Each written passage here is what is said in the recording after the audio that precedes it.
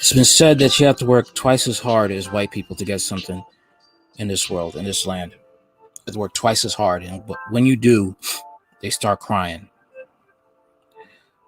You know, the racist whites.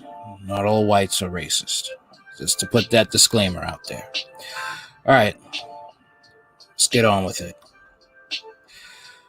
Two white families got riled up after two black students beat their kids for school honors in Mississippi. The school now has two valedictorians and two salutatorians as a result.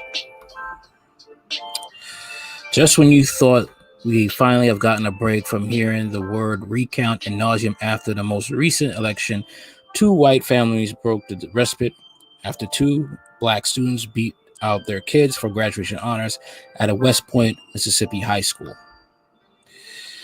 According to the New York Times, Ikeria, Washington, and Layla Temple were named valedictorian and salutatorian for West Point High School 2021 class. The joyous moment was quickly soured when the parents of Emma Perry and Dominic Borgioli, who were both near the top of their class, cried foul and claimed that they should have been honored instead. They called for the school to recalculate their students' grades, point averages. As a result, West Point High School decided to make Berry and Borgioli co-valedictorian and co-salutatorian with Washington and Temple. Naturally, the decision was not well received, the Time reports.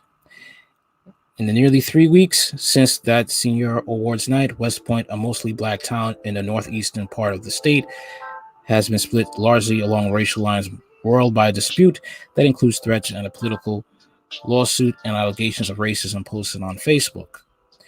West Point school officials and the Berry and Borgioli families argued that none of this had to do with race, but rather the way that the school calculated the final grade point averages of all four students.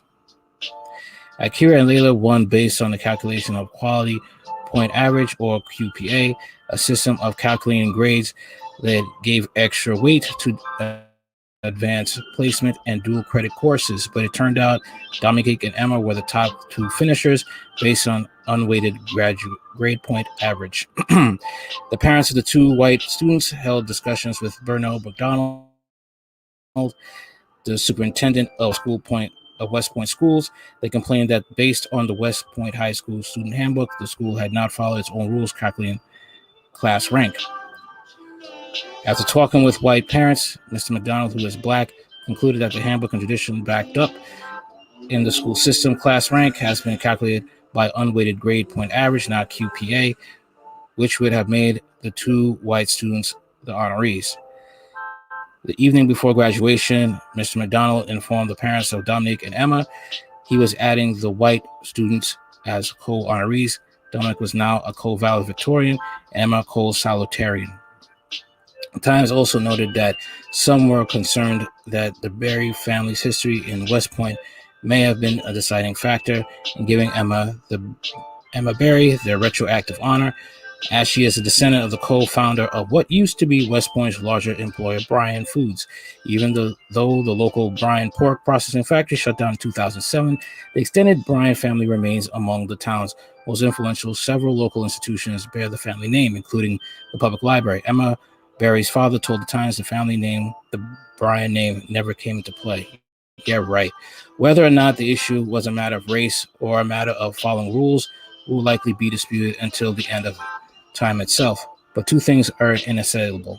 One, the optics don't look good. It's understandable for any parent to defend the academic integrity of their children, but it's not uncommon for there to be disputes over valedictorians after valedictorians are named. But due to Mississippi's long history with segregation, which still happens in some schools within the state, and other educational equity issues, it's easy to see why it looks like these two white families are upset solely because the kids were bested by two black students. Two, the school district didn't handle the situation well at all. Washington and Temple parents told the Times that they were not informed of the district's decision ahead of graduation. In fact, Temple's mother first learned of the decision after Berry's mother posted a picture of her daughter and Borgioli on social media, which made the rounds. They had no intention of telling us, Lamika Temple and Layla's mother said they were just going to have us show up at graduation. It was truly a mistake. If it was truly a mistake, you contact the students and the family. They didn't have enough respect to tell us. I feel it was well underhanded. I didn't even get a courtesy call, Ms. Washington said. It did not help that this district allowed for 2 unrecorded grades of berries to be added to her record after the deadline had passed, which the West Point branch of the NAACP told the Times isn't a courtesy offer to all students. West Point Superintendent McDonald apologized during the school's graduation ceremony. Bottom line, school board, I apologize. Mr. McDonald told the assembly, you charge me with doing what I really believe is the right by your students, despite race, color, socioeconomic, whatever. God knows when I make a decision for kids, my heart is for kids and doing the right thing. So I ask you, please, for tonight, let us make our graduates feel special. The Washington Temple families are considering a lawsuit, and the Time reports.